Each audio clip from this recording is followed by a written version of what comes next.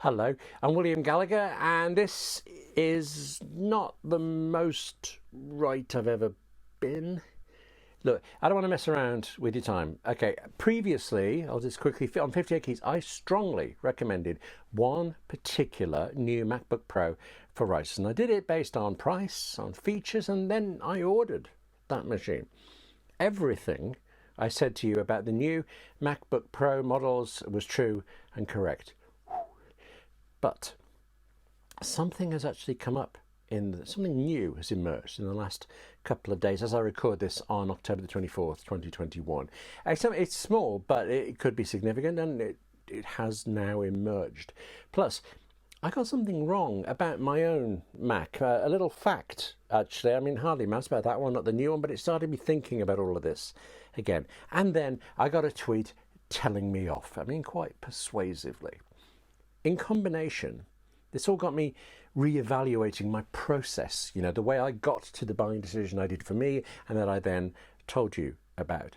Shortest version possible, I cancelled my MacBook Pro order yesterday morning, and this morning ordered a different, more expensive one. I would like to tell you why, please. And as I say, everything I wibbled on about in the last 58 keys, a link below if you don't happen to have seen it, is quite true. And actually, there are things I came up with in my big weekend re-evaluation that reinforced things I'd said. But the reason for this special extra 58 keys is that I made a different decision in the end.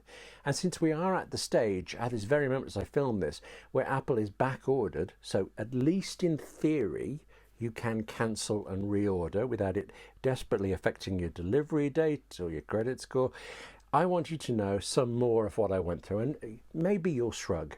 Okay, I'll be fine with that. But maybe it'll change your mind too. So let me first do this. First, we'll rattle through the thing that's new. Then the tweet of dismay. And lastly, how changing how I thought about the MacBook Pro was part of my changing my mind about which one to buy. So 58 keys. It's for writers like you and me who write on Macs and iPhones and iPads. And none of us actually needs a MacBook Pro. For every one of us, a MacBook Air is the better buy for writing on. But there is this new 14-inch MacBook Pro and there is this revised 16-inch MacBook Pro. And as well as those two sizes, each of them can be bought with different processors. They can be faster and more powerful depending on the money you spend. Each of them can have more memory depending on the money you spend.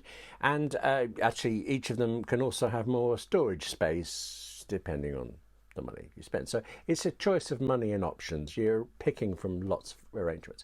And last time, broadly, actually, that was it. There were these two machines, both alike in dignity, and only the screen size to differentiate them before you went into these options. Well, there's also the fact that the 16-inch MacBook Pro is enormous. So apart from being enormous, it also, I suppose it has room in it for, it can cool better. Nobody knows, but it probably can cool better. Yeah. What nobody knew at launch, though, because Apple didn't get around to mentioning it, was that the 16-inch MacBook Pro will be capable of being much more powerful than the 14-inch one because there's a high power mode, which will only be in the more expensive M1 Max processor, and then only in the 16-inch MacBook Pro.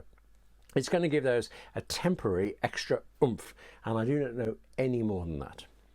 But the 16-inch MacBook Pro is the most expensive model, and the M1 Max is the most expensive processor option you can have in the most expensive model. So last time I tossed both of them aside.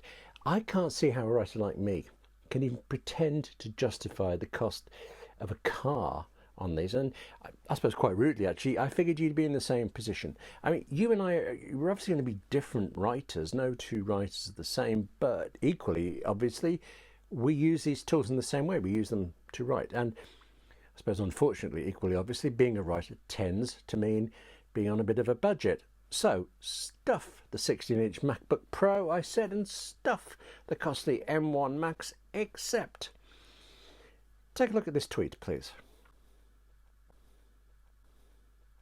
That's from Mike Wortherly, and I know him. I write for him on appleinsider.com, which means as I read that tweet, I can hear his voice saying those words. I can picture his face giving me that look. Fortunately, it works both ways. It also means that Mike can hear my face as I go, "Excuse me? Equivalent price?" I actually went to Apple's website to check that out because there are so many overlapping combinations and options that I thought, well, have I missed something big here? And no. Between Mike's recommendation and what I said, the base level 14-inch MacBook Pro with the cheaper M1 Pro processor, there's a mere £500 or $500 difference. So no, Mike, but also yes. In dismissing the M1 Max is just too expensive, I'd missed that if you order one, you automatically get upgraded from 16 gigabytes RAM to 32 gigabytes. So I mean, you pay for it. It's not like it's bundled there for free, but the two go together. And suddenly, that tied in with this thing I got wrong about my own current Mac. It's to do with memory. Memory is a problem these days. Apple's new unified memory is so much better than regular RAM was on it or any other machine. I mean, seriously, visibly, clearly better. You don't need as much as you used to. I said my my Apple Silicon Mac Mini over there had 8 gigabytes of RAM, and even though I had some problems, I was going for 16 gigabytes in the MacBook Pro, so that'd be enough. That's what I was wrong. That Mac behind me has 16 gigabytes of RAM.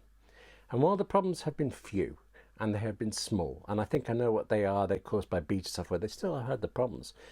So I came away from your tweet, Mike, thinking, 500 difference, but also, yeah, maybe I do need 32 gigabytes. To update a 14-inch MacBook Pro from its base, 16 gigabytes to 30 gigabytes costs $400. I was already spending $2,500. If I'm going to take that to nearer $3,000, I want to really feel the benefit, and I so wish I hadn't thought of that. So there's the tweet of dismay, and there was my actual mistake about my current setup and how much better the new MacBook Pro would be than what I already have. I did think actually that in a way it almost didn't matter which M1 Pro MacBook Pro I bought, because it would still be better than that Mac. It would still be better than last year's 13-inch MacBook Pro. You want to get it right, but I didn't think there was necessarily a way to get it wrong. And really, I still don't. Not really. But the more I looked into what I'd ordered, the less sure I was that I would see a very obvious performance difference between it and my current Mac. And then there was this. I'm working on a project where I was funded to buy a 13-inch MacBook Pro. Fantastic. I mean, I had to make the case for it, I made the business case for it and all that, but I did, and I got the funding. I've just held off. I've held out for as long as I can to not spend the money on the 13 in order to buy one of the better 14-inch models that I thought were coming and then were. Because, the great thing about getting the funding is I get to do that writing project. But then the other great thing is that when that writing project is done, I've still got a MacBook Pro. Definitely great. Except I realise now that because I got this funding, even though I was having to add £1,000 more because the new models are that much more expensive than when I got the funding, I was still seeing this MacBook Pro as being for this writing project. Seeing it for just for that project, not seeing it as my new Mac, for example. Seeing it as the thing I do, the thing I pick up when I go out to work on this project. Not thinking that I would use it right here in my office. But if I spend more on RAM or unified memory, if I spend more generally, then the MacBook Pro I get will be far and away better than the Mac I have on my desk. So far and away better that it will become the Mac on my desk.